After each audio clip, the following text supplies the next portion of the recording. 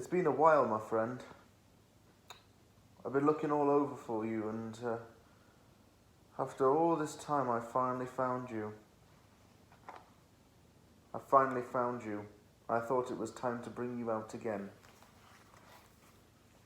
Do you remember this red book, people? I bought this from Walmart on one day in around March earlier this year. And I was a little bit enraged at the time because West Ham didn't sign anyone in January 2022. I was worried that West Ham would rapidly decline down the league. So I took it upon myself to do the job that Rob Newman did not seem to be doing at the time. And I decided to put my own suggestions forward on who West Ham should sign. This book is something that I'll probably keep with me for the rest of my life. I hope to anyway. I use this for referencing. I use this to write down my notes. Let me explain the process for those who don't quite know how this works for me. I scout players by researching names. This time around, I'm looking for players that aren't exactly outstanding to think about on paper, maybe because they don't play for popular clubs or leagues that are popular in Europe, and I assess if they're going to be good fits. It's similar to how Brighton's scouting model is. Maybe even Brentford's. I want to try that, because I do believe there are some talented players out there that just haven't been found, because some scouts aren't looking in the right places, or maybe these players are just getting passed on. So I look at the player, I look at the age, which is important because I like 20 to 27-year-olds.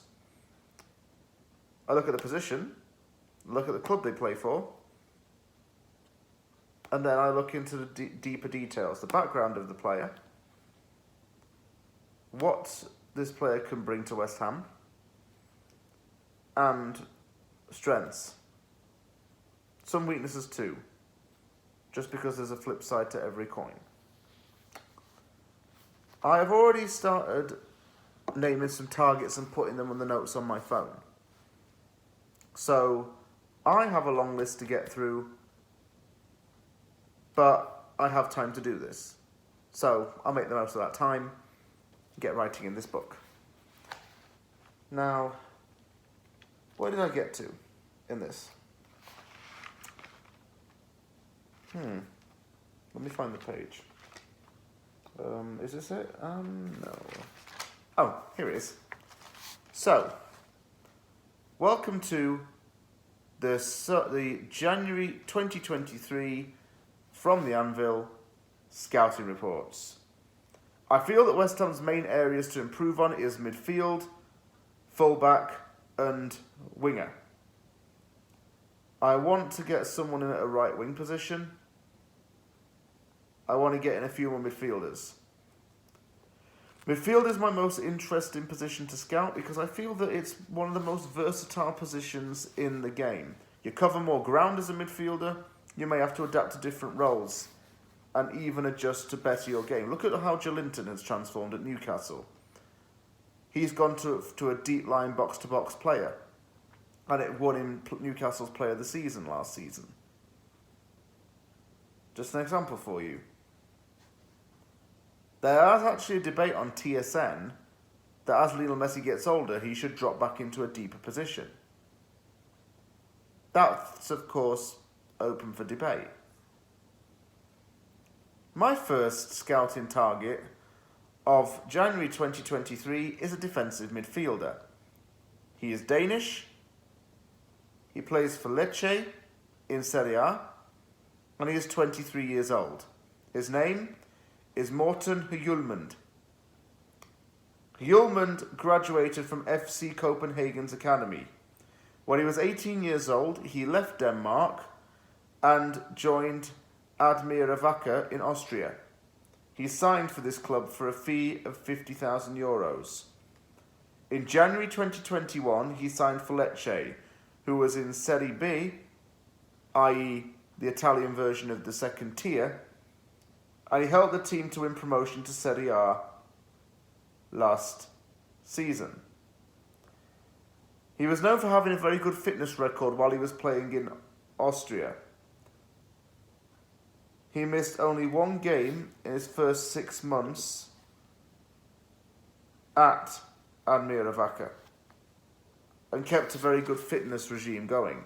He trained regularly, looked after his body, and just was very sensible. What can I tell you about his style of play? Italian journalists note Hjulmand's tenacious, hard-working, and combative ability. Although he is naturally accustomed to playing as a defensive midfielder, playing in Italy has changed his game for the better, and he now plays in the mezzala role, just in front of the defensive midfielder to help out with attacking and breaking up plays. He's improved his game by playing in the mezzala role because he's been able to support the transition of play. Turning over the ball and then deciding how to move it are key parts of this player's game. He likes to break up oppositional attacks through the middle, and this way it turns over the possession in Lecce's favour. He's then got the support of his centre-backs, his midfield, and his attackers to help him out in the middle as well. Him breaking it up is just the start of moving the ball in the other way. It doesn't mean to say that he can start counter-attacks, but it means that he gets the ball back, which is the very minimal he needs to do. Despite the tenacity of his gameplay, he has been known to be quite a hot-headed player and does have a bad disciplinary record. From set pieces, he's known for being an aerial threat, or in a defensive set piece, i.e. when Lecce is defending a corner or a free kick, he tends to play deep into the box. This player